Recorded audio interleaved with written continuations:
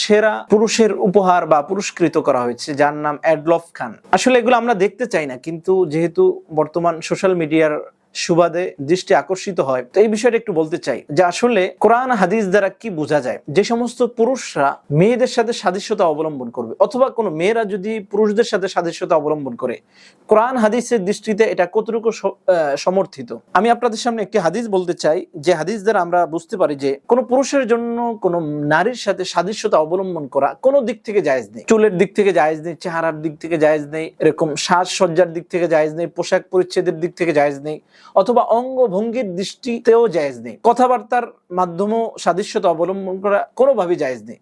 কিছু পুরুষ এরকম আছে যারা নারীদের মতো কথা বলার চেষ্টা করে, অথবা নারীদের মতো সাজসজ্জা করার চেষ্টা করে, অথবা নারীদের চেহারার মতো এরকম চেহারা প্রদর্শন করার চেষ্টা করে।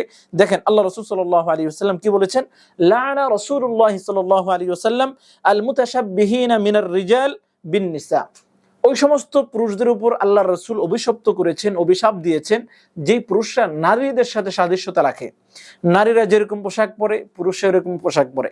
নারীরা যেরকম লিপস্টিক ব্যবহার করে, এরকম চুল এরকম কালার করে, ঠিক তেমনি ভাবে এরকম কান ফোড়ায়, হাতে চুড়ি পরে, এই জাতীয় সাদৃশ্যতা যারা অবলম্বন করে, আল্লাহ রাসূল তাদের প্রতি অভিশাপ দিয়েছেন এবং বলেছেন ওয়াল মুতাশাব্বিহাতি মিনার নিসা বির রিজাল। এমনি ভাবে যে সমস্ত নারীরা পুরুষদের সাথে সাদৃশ্যতা অবলম্বন করে। আজকে সমাজটা নোংরা হয়ে গেছে।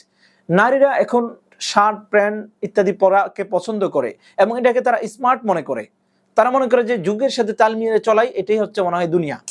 অথচ তারা ভুলে গেছে যে আমাদের এই দুনিয়ার পরে আরেকটা জগৎ আছে, যে আমরা এমনি এমনি সৃষ্টি হইনি, আমাদের একটা জগৎ আছে। সেখানে আমাকে দাঁড়াতে হবে, আমার বিচার হবে, আমার প্রশ্ন হবে, আমার জীবন নিয়ে, আমার যৌবন নিয়ে, আমার বয়স নিয়ে, আমার সাজসজ্জা নিয়ে, আমার চলাফেরা, আমার কথাবার্তা, প্রত্যেকটা কর্ম নিয়ে যেখানে আমাকে প্রশ্ন করা হবে। আমার কাছে অত্যন্ত লজ্জার বিষয়টি মনে হয়েছে যে যারা তাকে পুরস্কৃত করেছে তারাও তো মনে হচ্ছে পুরুষ নয়। কারণ পুরুষই বোঝে পুরুষের মর্যাদা। একজন পুরুষ তার মতোই আরেকজন পুরুষকে সে সম্মান করতে পারে। সে একজন মহিলাকে পুরুষ ভেবে সম্মান কখনো করতে পারে। তো আমার এটা চূড়ান্ত বিশ্বাস এবং আমার অন্তরের দৃঢ় বিশ্বাস এটাই যে যারা তাকে পুরস্কৃত করেছে তার এখানে কোনো ধরনের দোষ আমি দেখছি না, বরং যারা তাকে পুরস্কৃত করেছে তারাই মূলত এই দোষে দোষী। এবং অত্যন্ত দুঃখের বিষয় যে যারা তাকে পুরস্কৃত করেছে, আমি মনে করি এটা তাদের রুচি দুর্ভিক্ষের একটা বহিঃপ্রকাশ হয়েছে।